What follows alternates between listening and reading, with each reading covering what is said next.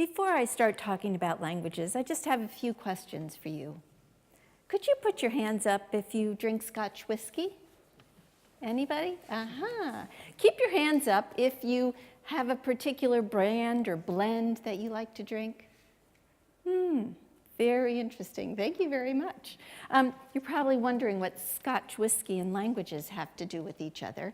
I've begun to think that being here in Scotland, I've begun to believe that maybe there's a lot between Scotch whiskies and languages. There are a lot of different blends and brands of Scotch whiskies, just as there are a lot of different languages. There are distinct blends and brands, just as there are distinct languages. And of course, we have Scotch whiskies and languages all over the world. But I'm really not here to talk to you about whiskeys. I'm here to talk to you about languages. So, what can I tell you about languages? I think we would agree that English is spreading all over the world. It's becoming the global language. And I think we would agree it might be useful if we did have one global language. It might be a bit helpful. But I wonder, at what expense? I'd like you to think about the black rhino, the Tasmanian tiger. What about the Zanzibar leopard? What about the golden toad? These are all gone, lost. What about the polar bear, the mountain gorilla? Think about the monarch butterfly.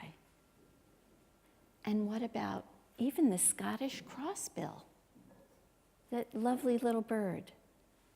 These are all endangered. And so too are languages. We've got lots of languages that are endangered.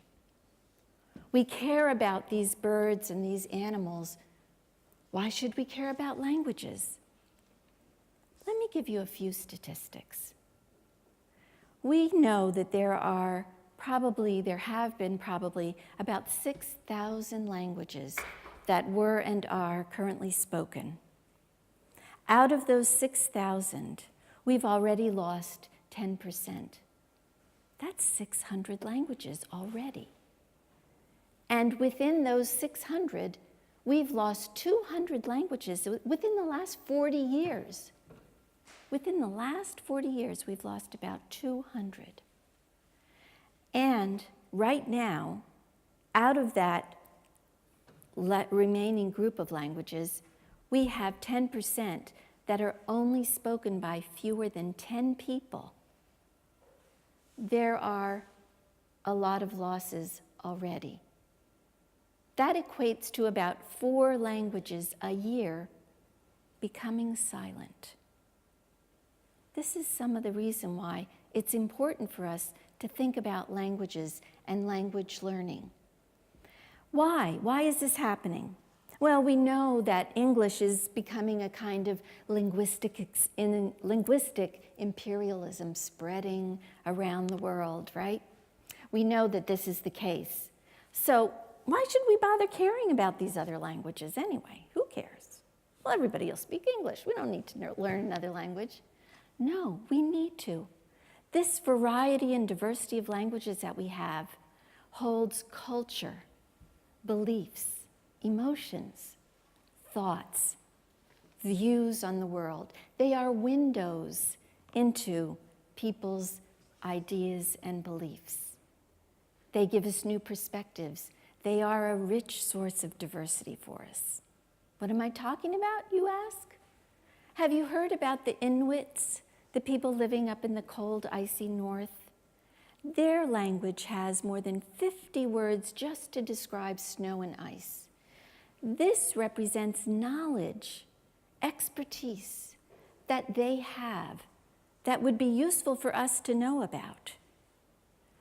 Going down to the southern hemisphere, we have the Maasai, who have more than 20 words that they use for the grasslands, the savannas where they graze their livestock. This is knowledge of language that they have. Think about our own language, English. When we think about words, these words give a perspective, a viewpoint on the world. If you call people firefighters, that's different than calling them firemen. If you call people postal carriers or mail carriers, that's different from calling them postmen. Even fake news. Some people call it fake news. Other people call it lies. This is a way that language gives us a window into the world. So what? So what, you say? Scientists have told us, they're warning us, that as the rainforests shrink, we may in fact be losing opportunities to find out about plants and other resources in the rainforests that could support cures. So too could be the case for languages. There may be knowledge held within these languages that we don't know about, and as these languages disappear, so too does that knowledge. This is why it's so important for us to think about languages. So, here's what I propose. Just as you heard a few moments ago, learn a language.